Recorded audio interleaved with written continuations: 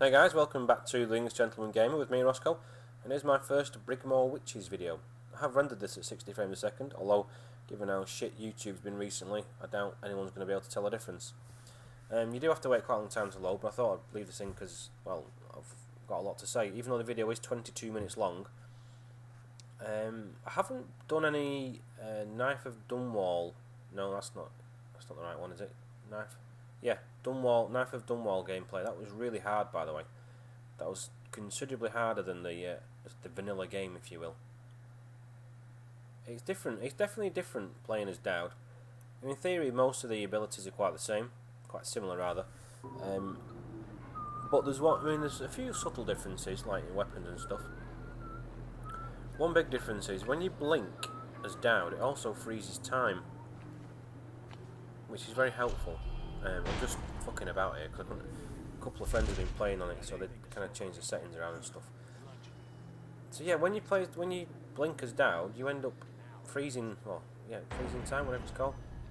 Anyway, time stands still, whatever you want to call it. As always, it's worth listening to or looking at these people while they have conversations because you do get the odd clue now and again. I did this a bit arse about face. This is the third time I've actually gone through this mission, to be honest. This level. I still haven't finished it yet, but I restarted it a couple of times because I got spotted. Wakefield sealed himself in the cargo hold of the Undine. Oh, he's given us a very big hint to find the easy way to find the first guy we've got to find anyway. If they get caught. I went silently down here to the left in a minute to get the first rune, and then I went and got the second one, which is in the building just to the right of the picture there. Turns out I didn't need to be quite so sneaky. Basically, once you knock out the guy coming up, or you could kill him, but I'm doing the low chaos thing, so you try and generally keep everyone alive.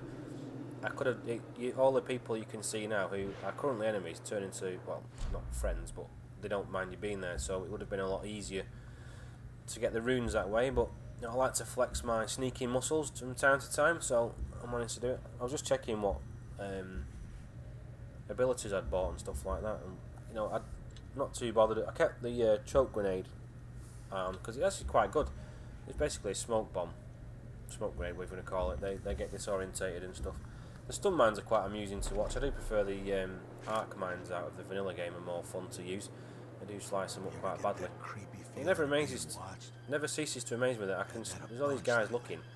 Not one of them sees me up here. I did get spotted on one attempt on this when I was a lot closer to, a lot further away than I am now from one particular guy, and he fucking spotted me somehow. So there you go. This is very helpful. This void gaze thing shows me. I knew there was a tripwire down there, but I didn't know where the launcher was. In fact, being able to disarm them makes life a lot easier. Plus, you pick up the bolt that's in it as well. Now, I thought that the rune was actually on that pile of bags then, but it turns out it wasn't. It was a little bit harder to find, although quite satisfying when I did finally get there. Overall, I'm enjoying the DLC for Dishonored. The first one, the challenges one, I forget what it's called. Anyway, it's a series of challenges. I mean, I've done most of them, and most of them are shit, to be honest. There's a couple of sneaking ones where you've got to try and work out who's got some piece of paper or some bollocks, and another one where you've got to go and find some eggs, basically Fabergé eggs by another name. They're quite good fun. I'm sure it's worth £8 because the rest of it was crap, to be honest. Now, this guy's an enemy at the time, and I did try blinking behind him, but he didn't turn around, so I didn't even bother picking him up because I didn't need to move him. No one else was going to come in here. Again, this is me. Shows how long it is since I've played this, so I kept pressing the wrong button all the time. Again, wrong fucking button. I went to stand up there. That's just telling me there's 7 runes altogether on this mission. I thought I felt a bit cheaty when I first came onto this mission because it's not that big and it's not that difficult getting around either. There's not, compared with the Knife of Dunwall, if I am actually getting that right, or the previous DLC anyway, there's not that many people knocking about. It's quite easy to manoeuvre around the map, whereas on the previous one, it's fucking hard work getting around. Certainly the last level where you're taking on your own kind, assassins, whatever, it's bloody hard work getting around there without being spotted. Whereas this one is a bit easier. Well, it's so far anyway. So we go down in this tunnel. I mean, it's quite obvious you've got to go here somehow because when you do that void gaze thing, it shows you that there's a rune in here. Although I did spend a good 10 minutes and 8 firefights trying to see if there's a door to get in this building. Excuse me. Evidently there isn't. You've got to go underneath it. It was only by fluke that I happened to fall into the water. I was trying to sneak past this building. I realised there was a way into the building. But there you go. A bit of a chat. This guy's kind of basically saying that he must be responsive to your score on the first proper mission on this DLC, because he mentions getting the woman out of jail, and in fact he says I did it quietly because I didn't get spotted, I didn't have any bodies found or anything on that one. No, but he's just basically implying that it may not have any difference to the end of this DLC, so we'll see about that. I'm not quite there yet. I have got a little bit further on than what's in this video, although not very far. I think at the end of the video I'm about to get into some sort of textile factory. I did get in there last night, but again I spent about 40 minutes running around it, just exploring basically, looking for the different ways into the objective, for want of a better word, and having a look around to see what little freebies and prizes and bonuses there were lying around. Now there's a little arrow there that says sunken crate there. It's a waste of time. It's a favour you buy, basically someone helping you out. The problem is you get one health potion and one magic potion, but the one time I went to get for it, there was that many of these things called hagfish that look like pike basically. There's that many fucking hagfish knocking around the thing. It ended up eating through 2 of my health elixirs anyway, so it was a complete waste of time in my opinion. There you go. So that I'm just generally, when I first approach a building, obstacle, whatever, take my time trying to find the best way in. Now I did recon this, for want of a better word, in the previous 4 attempts on this level, so I had a rough idea where I was going. I did fuck it up though. A bit surprised you were able to get underneath and undo this hatch without the guy even noticing. You know, Dishonored's full of little tricks like this. Excuse me a minute. So I was kind of fucking around here, and I didn't realise. I heard someone talking. I didn't realise it was actually the guy I need to get.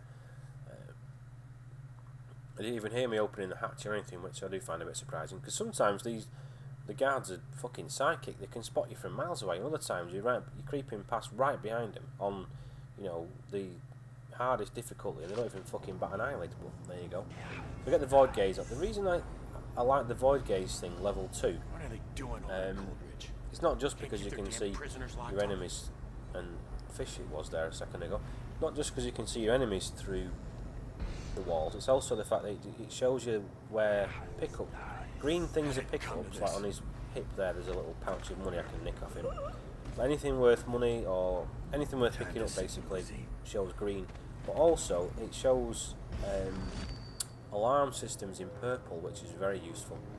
The problem is, certainly in the vanilla game, if you're going for the clean hands one, which I don't need to do anymore because I've got that trophy already, but if you're going, not clean hands, mostly flesh and steel, sorry, in the vanilla game, you're not allowed to buy anything. You're not even allowed to upgrade your blink, so you can't use it. But I do recommend, if you're going on your murderous playthrough, whatever, it's very useful for picking up all the money you can find in each level. And there's something over there as well, a health potion. So that's the first guy eliminated. Not really eliminated, all I did was knock him out, but the game says he's eliminated, so it was flashing up then that I've missed the bone charm, but to be honest, the bone charms are quite wank on this one. I've picked up about 10, I think. There's the only 3 I've utilised, I don't know what you want to call it. But the 3 I'm using, the rest were all shite, to be honest. I didn't really see the point. I do like the way the rune thing works in this game. Points mean prizes basically, and the more you find, the better your powers can be. I think there's one, the wind blowing one, in the vanilla game I've not used yet. And I think that's the only offensive weapon thing that I've yet to kill anyone with, so once I get that I'm due a trophy, I believe. But in this one, you get the opposite, you get to pick people up and pull them towards you. So I'll have to save that one for when I get the clean hand and ghost trophies for this one, achievements, whatever you call it. Then I'll come back through this murdering everybody basically, and I'll use that one then. Come up here. You don't really need to go up here, but there's a guy you have a little chat with, so I thought I'd bounce up here. And the reason why I'm sitting still there is if you notice the blue bar on the left, once I've blinked, it refills itself. If you blink quickly in succession, it doesn't refill itself, it just keeps using itself up. So, but as a little tactic, if you're only blinking once, Someone is or watching us. you can afford to wait anyway, you just basically let the little blue bar refill itself. This is where I got spotted originally. That guy there was just walking away on the right. He spotted me first time, even though I was actually a bit further away. So, like I say, sometimes they're weirdly fucking psychic, the guards, but there you go. So, but one little last thing to do. I did notice when I was coming up here as well, there was something flashing the first time, which is why I kind of don't go straight into that little control room there and do what I need to do. I was just kind of like, where the fuck's that thing that I saw from miles away last time? And I find it's a little book that's just out of view there. I'm not sure of it. I'd never actually read these straight away. I tend to read them at the end of the mission or when I'm a bit bored, basically. Cause, I mean, there's a lot of, you know, if you're really into the game, there's a lot of stuff that Arcane have put into this. I don't know why I did that, because it's not marked as something I need to do. Well, I'm guessing I need to come back and do it at the end of the mission, given what happens shortly. So I'm kind of wondering what the fuck I need to do here. I couldn't see anything obvious. And then finally it says sound ship's horn, funnily enough. So there you go, and I've got the cutscene now. Basically, this woman, Lizzie, was shafted by second in command previously. And you need her to get you up the river. So you've got to go and rescue her, get her back in charge of her crew. And now I've got to go and find some sort of engine coil, which is about as far as I've got, really. I mean, there's another 11 minutes of this video to go yet. But I have been watching a couple of people play through this mission, and it turns out there's a couple of things I'll do differently next time. That's for sure. I seem to have made it, the way I'm playing through it at the moment, I've made it hard for myself, and it needs to be. But I've not been spotted and I've not killed anyone yet, so, you know, that's about all you can ask for in this game. I would like the ability to fucking possess or kill fish, I have to be honest, so I could have a proper mooch around in the water, but you don't seem to be able to get the possession one in this as Dowd. It seems to be for Corvo only, that one. I did try talking to this miserable bitch who reminds me of that Shirley out of EastEnders. Then I didn't actually realise I had to speak to this woman to trigger the next mission. I just wanted to speak to her anyway. That piece of garbage, Edgar. Yeah, we got her out of prison, which is quite a good little level. It's not massively time consuming, but there is a lot of extra stuff you can do. I mean, I knew you could do it, but I haven't until today seen how to do it. You can stop some guys getting executed. I presume that helps your chaos level up, but not sure how, because I went through on low chaos myself, and I didn't even see where they were. I knew about it. Like on this mission, you can set Granny Rags up for a wedding. But I haven't seen anything obvious on how to do that yet. If you look on your mission objective thing, it says bring a bride and groom and all this stuff. I'm like, I don't even know where that is. So maybe that I've missed it, and maybe it's coming up, I don't know. It does strike me there's a fair bit to do yet. I mean, this is...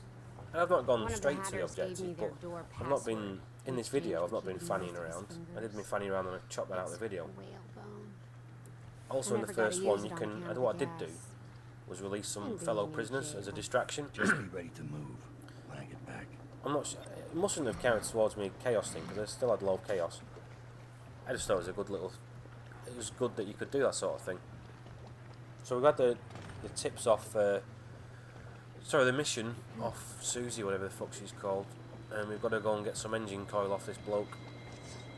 This is where I did a bit of... Again, the void gaze comes in handy here, because I can see the fact that there's a couple of turbinium or some shit. Tivian ore. This one was a bit more difficult to get to, for some strange reason. But again, I like the fact that you can do this. You know, the pickups are there if you want them, but they're not integral to the finishing the game or even seeing everything there is to do. Fucking hagfish are a pain in the ass. Did I go down for? There's a bone charm knocking out. I didn't even bother going for it. Like I say though, no, I'm being attacked by them fucking fish again. The bone charms are, in my opinion, in this DLC, they're not actually worth going for, to be honest. I've not found them. The ones I've got, I've not found particularly useful. So, but definitely the runes are worth going for, because with this void gaze, you know, it lets you see everything worth picking up anyway. So you generally explore the levels, maps, whatever you want to call them, in a bit more detail than you would do normally, or I do anyway. But I mean, that's one of the things I love about this game. It's just, you know, the amount of exploring you can do and the amount of detail they put into the levels, and you know, everything in the background and the additional information you can find. You know, it just shows it took a lot of time. I tried nicking this guy's pouch thing now, and it wouldn't let me. I didn't want to knock him out in front of everyone else because I thought they might end up turning against me. So I decided not to fucking spark him out, but it did cross my mind. I might try it on another playthrough. I'll have to come through this again a bit more slickly. But I mean, to do this really quick and really well, you've got to fairly memorise the bloody level anyway. You know, just mopping up a bit of money. I did see there's an achievement for finishing this game having collected a certain amount of money as well. So that's why I'm trying to make an effort to get as much as I can. Now, the bit coming up. Well, in the video after this one that I'll do, that I recorded last night, there was an awful lot of stuff to pick up, but I was getting a bit pissed off at the time, and I couldn't be bothered dropping down and basically knocking this guy out in order to get to it all. So I've made a note of where it all is. I will one day have to go back and get it all. So we'll see. But the next bit is actually more interesting than I thought it was going to be. It appears to be just basically go to another part of the map and speak to this guy. But there's a bit more going on there than I thought, which was quite. But again, you know, this game has impressed me from day one. Since the first trailer from E3 in 2012, this game has impressed me from start to finish. One thing that disappoints me or worries me, for want of a better word, is I can't see Dishonored 2 or whatever Dishonored sequel it's going to be called. I can't see it appearing on the PS3, to be honest. I mean, Bethesda have already pushed back Wolfenstein, which I would like to have a go at. But that's a different story. But they've already pushed back Wolfenstein, so they're obviously not afraid to delay stuff in order to make it as polished as this, or as polished as any game can be, realistically. I've cut out quite a lot of jumping around because there was no enemies or anything. I just basically walked around from the door I went through a second ago to get to here. I basically just fucking walked, and it didn't appear to be able to jump up on anything. Only when I got to this bit I could finally fucking climb up on an object of some sort just to get out the bloody way. I was getting a bit worried that I didn't bother going for that whale because that's a little bit of food that picked him. And that fucking purple arc tower alarm thing, they are fucking deadly. You really cannot afford to get near any of those. So that's why I'm a bit cautious around this bit. And I was looking, the other thing I was looking for rather, was the power supply. All the arc alarm things, there's usually two things. There's one is like a control, well, it is a control panel, it's not like a control panel, it is a control panel that you can rewire.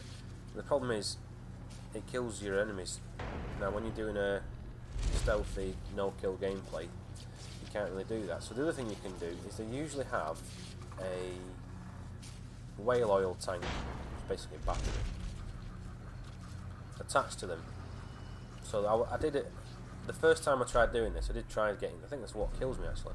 I tried going for the whale oil tank, and I didn't make it. I actually know more to the point, it requires a key that I didn't have, and I just ended up getting fucking zapped by the arc alarm thing. Which I mean, some of the what's the right word? Anti-intruder devices that this game employs on some of the missions, like the Tall Boys. I think it's on mission 7 or 8. You go up on there's a train dropping off dead bodies, and you've got to jump on the back and you scoot into this building. But if you end up walking through that bit, which I did the first time, just so I could have a look in all the rooms and try and see what pickups there were lying around, there's Tall Boys knocking around, and they are fucking deadly. They really do take no prisoners. I mean, it only takes a couple of shots off them. But these arc tower alarm fuckers, they really do want it killed, I tell you. So I decided I was going to just go for it and try and get on this light here, which it does let me do quite easily. And I was hoping these two guys would split up, but they ended up sticking around together. And if you drop one of them in front of his mate, it tends to alert them. Now, they don't spot you, but they definitely go, what's that? And they all start getting a bit fucking stroppy. So I did wait for quite a while to see where these two honkies were going, but unfortunately they didn't end up going anywhere apart from each other, so I just dropped them. But to be honest, even if I get through this mission and it says I didn't do it without being spotted or whatever, I don't mind going back and doing it, because it isn't actually that difficult. It's a bit time consuming, you've got to be patient, but it's not. Once you've worked out what you need to do and the best way in, and you've seen everything, then getting back through it is quite quick. So again, I'm doing a bit of pissing around here, just waiting for these two. I was going to drop down and strangle one of them, but I'm also a bit close to that fucking alarm thing. And if that spots you, then it's just electricity to the back of the head and game over. Good night, God bless, basically. So that, just in front of me now, a little white light is then. That's the control panel. But unfortunately, that doesn't disable it, it just turns it against my enemies. Which I didn't really want to do, because it'll just kill them and fry them and I'll lose the no-kill bit. So, this is, when I restarted this mission last night, this is where I started off. So I just dropped these two bozos and legged it to the door, basically, rather than trying to get the whale oil out, because I don't have the key that I need. There's a lot of doors on this bloody mission that need keys and that I haven't got, and I've not seen any. I don't think I've missed anything, or I don't think I've missed very much. But yeah, the next one's a textile mill, which there's an awful lot of people knocking around who are what's hostile is the right word, so you can't afford to be spotted. And there's a lot of stuff to pick up as well, but I've realised that there's a fucking dead easy way of doing it. So that guy gets 3 warning things on his head, and he's looking around, he's like, where are you, where are you? But I think as long as they stay white, he's not going to grass me up, or it's not going to count against me. So they're both Sparko, so drop down here, trying to stay out of the way of that fucking arc pylon, that's what they're called. If I'd rewired that, it would kill them, it'd kill anyone who came past.